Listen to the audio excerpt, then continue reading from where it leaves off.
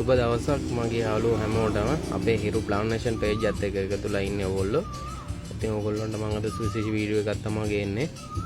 ඉතින් මේ ගොඩක් අයගෙන් අපිට කම්ප්ලේන් එනවා මේ කොළ පොඩවීමේ රෝගය. ඒක පාලනය කරන්න කොහොමද? ගොඩක් අය කියනවා තෙල් ගහනවා හරියන්නේ නවත්තන්න බෑ හින්දා වගාව එපා වෙලා තියෙන්නේ. ඉතින් මම ඒකට විසඳුමක් ඕගොල්ලන්ට කියන්න.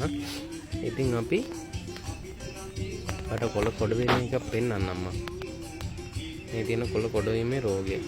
ඉතින් මේකෙදි වෙන්නේ ගහ හැදෙන්නේ නැහැ. දැල්ල මෙතනින් එහාට හැදෙන්නේ නැහැ. ගහ බාල වෙනවා. මේක වෙන්නේ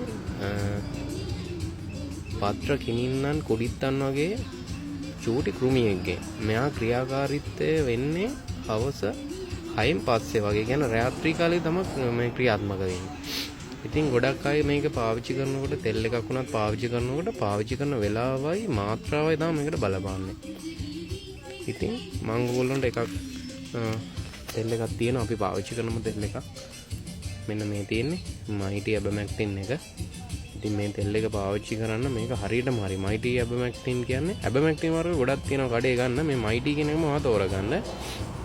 ඉතින් මේක මිලි 100 එකක් මේ 2270ක මේක ඩිස්කවුන්ට් එකක් වැටෙනවාට කඩේ ගන්නකොට 2000ක් වගේ තමයි වෙන්නේ.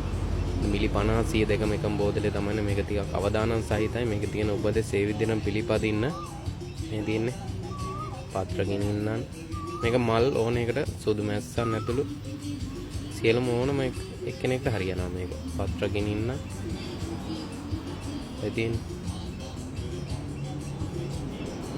ඉතින් මේකේ මාත්‍රාවක් තියෙනවා. දැන් සාමාන්‍යයෙන් ඔයා මේක දානකොට දැන් අපි මේක පාවිච්චි කරනවා දැනටත් පාවිච්චි කරනවා.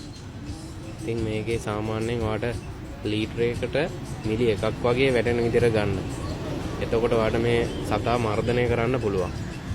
අය තමයි ඔයා මේක පාවිච්චි කරනකොට හවස ඉර බැස්සන් පස්සේ වගේ පාවිච්චි කරන්න. පොඩි ස්ප්‍රේ එකක් පාවිච්චි කරන්න. මෙන්න මේ වගේ.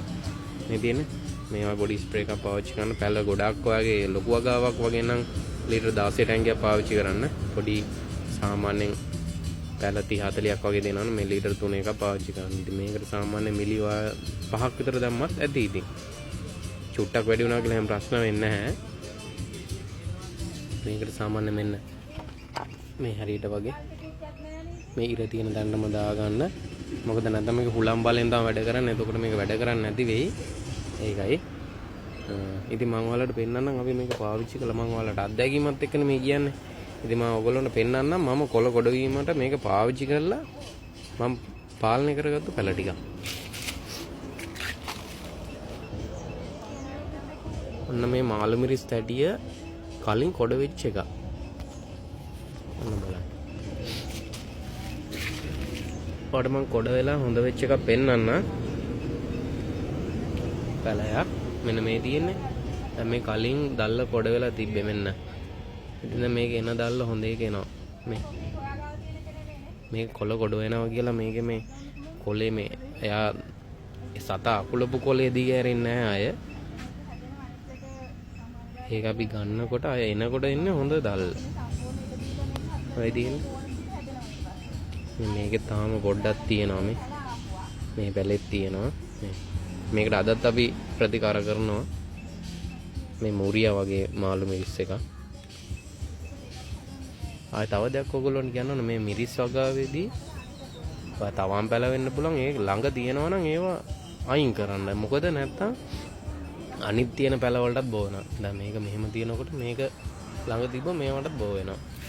අනිත් පැල ළඟ තියෙනවා. මොකද මේ සතා ක්‍රියාකාරීත්වය වැඩි. ඔයා රැට පාවිච්චි කරන්න මේක. හරි ඉතින් මේ වගේ තව වීඩියෝස් අපි ඉස්සරහට ගේනවා.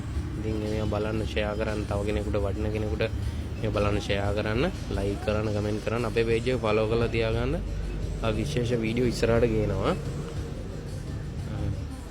හරි එහෙනම් සුබ දවසක්.